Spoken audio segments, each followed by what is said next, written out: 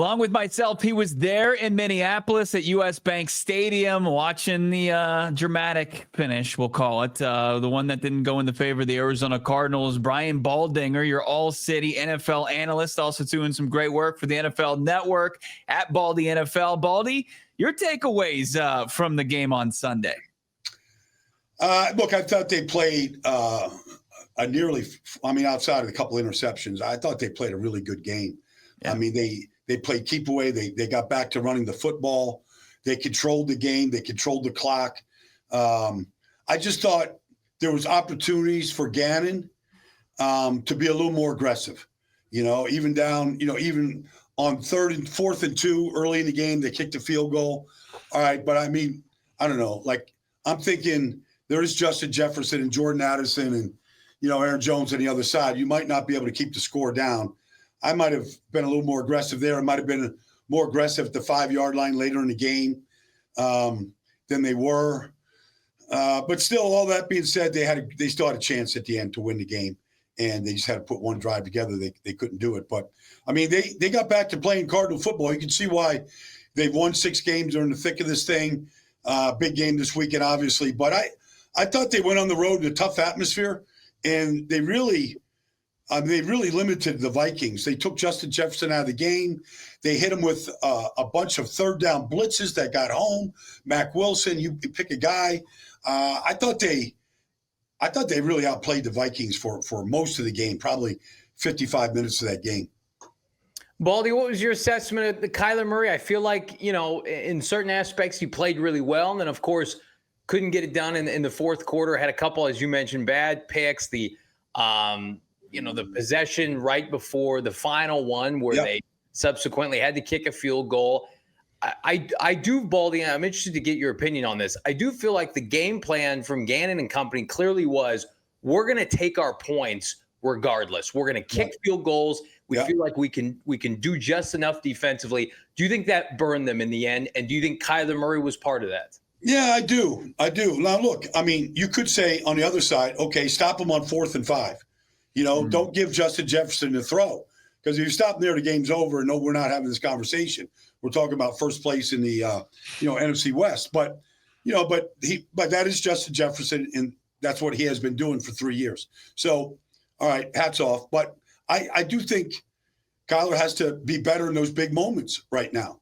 And that's on him, and the timing still isn't right. I mean, I know they got the ball to Marvin a couple of times. They got the touchdown throw.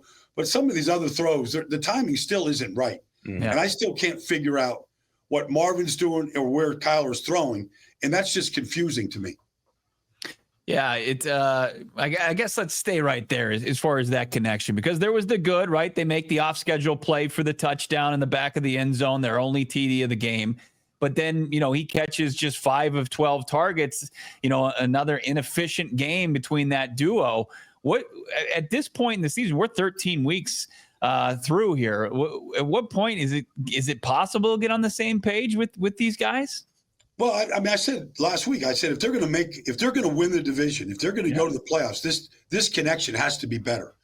And they had chances. I mean, Fabian Moreau was out there a corner. Now, Gilmore got hurt in the last play of the first half.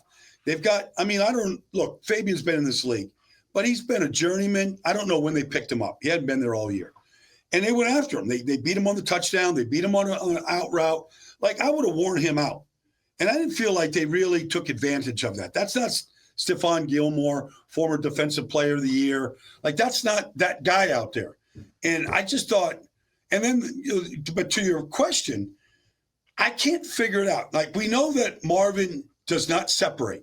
All right, you can look at any metric right now. He's not separating. Okay, all right. Larry Fitzgerald didn't do a lot of that, but Larry Fitzgerald, when the ball's in the air, he got the ball. I don't see that aggressiveness like Larry Fitzgerald, and I don't see the trust between the quarterback and him. But when the receiver is turning to the out and the quarterback's throwing it on an in, and that happened twice in the game, it's been happening all year. I just wonder why they don't see the same thing at this stage. This is 13 weeks into the season. They had an entire offseason. They both have been healthy, large part, this whole stretch. Like, I can't figure out a valid reason why the connection isn't better than it is right now. Baldy, public enemy number one, Jekyll and Hyde, Drew Petzing with Cardinal fans is he does a lot of good, right? The run game is great. The protection for the most part is excellent. But Kyler Murray this year, he's got one 300-yard passing game. He's got 2 games in which he's thrown 2 touchdowns or more. And I know that that's part of Kyler Murray's repertoire. He can do those things. Do you feel like this offense right now, while it's productive, is maybe a little bit lacking in terms of getting this team over the hump from a vertical passing game standpoint? Because right now, I mean, they're sitting at like 23rd or 24th throwing the football. I don't know if that's going to win you the NFC West. Yeah, I don't know if it is either. I don't think it is. I think you have to, like, if you look at the Rams last week, they got red zone touchdowns. They converted. That's why they beat the Saints. They got 3 red zone touchdowns. They executed. And you're not seeing that on any regular basis from Arizona. And you can't, that part of that is Kyler, part of it is the offense, part of it is they don't call plays for Trey McBride down there. It's just, I don't care if it's just, I could draw up 5 plays to get Trey McBride the ball. And they used a bunch of them the other day. But whether it's tight end screens, delays, shovels, you got to get the ball in that guy's hands. I know what he catch, 12 this weekend. But none of them are vertical. None of them are down the field. None of them are really stinging the defense. They're moving the chains, which is fine. There's a place for that. But I also feel like that guy can run by a lot of linebackers and safeties in this league. And they're not getting him matched up right now down the field.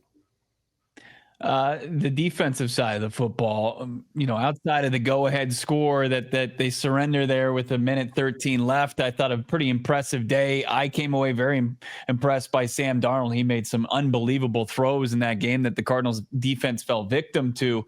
They give up the 2 scores. What did you see? I guess we'll start with seeing our first impressions of Darius Robinson. He played 22 snaps. The defense seemed like they were very productive when he was on the field. I agree. He didn't really show up in the stat column, but I thought he made a difference. Obviously, Lopez had a great game on the nose. He got the fumble, and I thought he made an impact. I thought they were good. Xavier, the whole group. LJ got himself a sack in there, another sack. He's just hustling. I thought they played really aggressive, and the blitzes, they don't call a lot of them, but the ones they do call, they work. And I broke those pressures down. They're very, very talented. The back really can't be right. I don't care who the back is, Aaron Jones, whoever's in there. They couldn't be right. And then the quarterback, if he's trying to make it right himself by just sight adjusting, he doesn't have time. He's getting hit. And so I thought Nick did a really good job calling up some of those third down pressures. They were off the field on a lot of those third downs in the first half, and one of the reasons why they couldn't find the end zone. Defense has been overachieving seemingly all year. The offense has to get it done. Let's look ahead to this weekend against Seattle, Baldy, a game that could very well decide the NFC West by season's end. The Cardinals, under this new regime, have not beaten Geno Smith since he's been the Seahawk quarterback. So knowing the issues that Leonard Williams is giving everybody right now, using the Cardinals personnel, how would you attack the Seahawk team that suddenly is hot as any team in the NFC?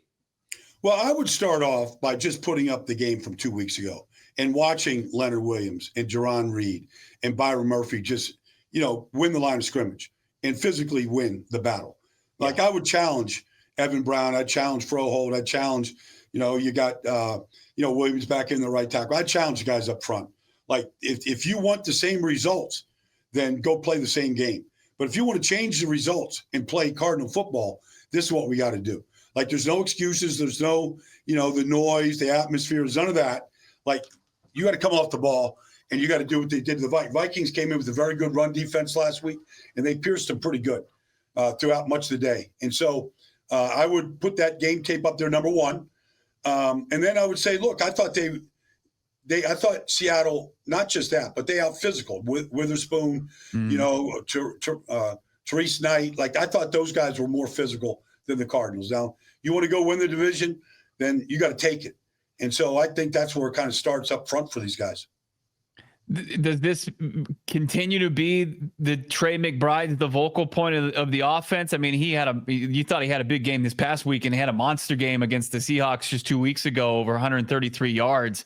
Do you just ride that hot hand to hopefully victory here? Well, I'm sure Seattle's going to try to do some things, in the way that they sort of match up and spot drop and some of the things they do. But Trey's he's pretty skilled at finding, if they're in zone, finding the soft spots, where to choke it down, when to run through it. He's pretty skilled at all that. Quarterback seems to be able to find him.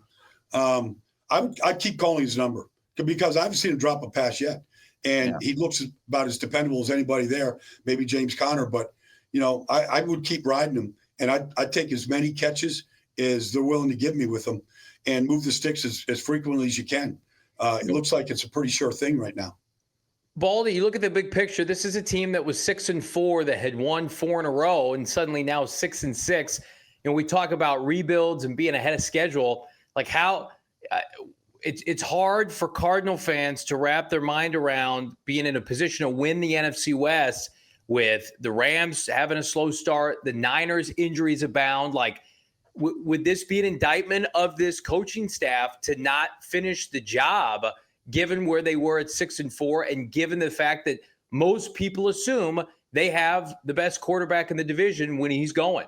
Well, I think it would be a pretty good indictment if they don't, because Seattle made the change to build in a different way than what Pete Carroll had done. So if Mike Macdonald just comes in here with a journeyman quarterback and wins the division, what's that going to say about Jonathan Gannon and Monty and all the things that they built for 2 years? They come in and can do it in 1 year. Like, that's not going to sit too well. We know what McVay is capable of doing on any given year. And I wouldn't rule them out yet either, because they got a lot of really active young talent on that team. But at the same time, I would take it personally. If I was, Jonathan Gannon and Mike Macdonald came and turned that franchise around in 1 year and beat us and won the division a year where the division's up for grabs, that'd get underneath my skin pretty good. Johnny, you probably saw this at last year's Super Bowl, but to see Baldy in person, it's like watching a president. He just goes around like a politician. Everybody loves him. He's shaking hands, kissing babies. It really is a sight to be seen. You're beloved around there. I'll end it with this then. Like, with all the kind of get your first kind of one-on-one conversations with this team. Like, what impressed you the most about this Cardinals team in person, and what maybe could be a concern? I saw Jonathan Gannon and Nick Rallis. I saw him literally at it was 5 degrees outside, as you know. And I saw him. I want to say I was down in the lobby of the hotel getting a cup of coffee at 7, maybe 7, right? Maybe it was early. Maybe it was 6:30. And as I'm coming down there, these guys are coming in from the outside where they went running. I think Nick is from. I think he's from Minnesota. I think he's from Edina or something. Anyways, I see those guys coming out of the icy cold, and they're all jacked up, man. And I'm like, all right, you got your game face on, fellas. They go, So, anyways, I texted Nick a couple of times before the kickoff. They seemed extremely focused. I would say that. Like that. If you're asking me for my impressions as a group, but as a staff, they seemed very, very focused. I saw Monty on the sideline before the game. He's usually, pretty. He's usually pretty personable. I'd say he was very, businesslike on Sunday. Kyler was very loose. I thought they had a pretty normal warm up for, where you kind of feel like we're prepared and now we're ready to go have fun and play the game. Nobody seemed uptight, which is a good thing. They have to figure out a way this week to rebound from these 2 losses, and especially that loss up in Seattle. This could turn the whole season around right here. Mm-hmm. I mean, they'd be tied for first place if they can win this game. So this is their Waterloo right now. You have an idea of who you feel like has an advantage in this game? I know Seattle's playing hot, but it wasn't too long ago the Seahawks lost, 5 in a row? And I know they made some personnel changes. They've embraced McDonald's defense, but I mean, the Cardinals have not given up a touchdown at home in 3 games, Bo? I mean, they're a different team at State Farm Stadium this year. Yeah. Well, see, I thought Seattle was going to get blown out last week in New York. I mean, it was 21-7, and the Jets were at their 9-yard line when Aaron Rodgers threw a pick 6 to Leonard Williams. He went 92 yards, and they changed the game like that. And then even at the end, though, the Jets had 5 minutes to go down the field and go kick go score, just go finish the game. And they couldn't finish it. Now, credit Seattle, they made the stop, but I honestly thought the Jets could have won it twice. That game, they couldn't do it. Credit Seattle on the road in that environment. So, they're putting the defense is coming together now. They're making the plays, and they weren't doing that earlier in the season. So it's going to be you're going to see the very best defensively of Seattle. Now, I just think that you can get Geno into mistakes. I just think, he's going to try and hold it as long as he can to make the right play, and it forces him into mistakes. I think that's where the game can be won on this Sunday. Where are you this week? I'm back in Minnesota to see him. All right. The Kirk Cousins reunion tour. Yeah. I'm not so sure I would be playing Kirk Cousins after what I've seen the last 3 weeks from him. Yeah, what Brian Flores is doing. How about a retirement tour? That defensive the disguising and the pressures they're bringing, that does not seem like it's going to bode well for their former Vikings quarterback. But we're looking forward to the coverage. Make sure you follow them on Twitter at Baldy NFL. And we're looking forward to hopefully talking about a big win and looking at the rest of this NFC West schedule next week. Baldy, have a good one. All right, you got it, guys. You bet, man. I'll talk to you next week.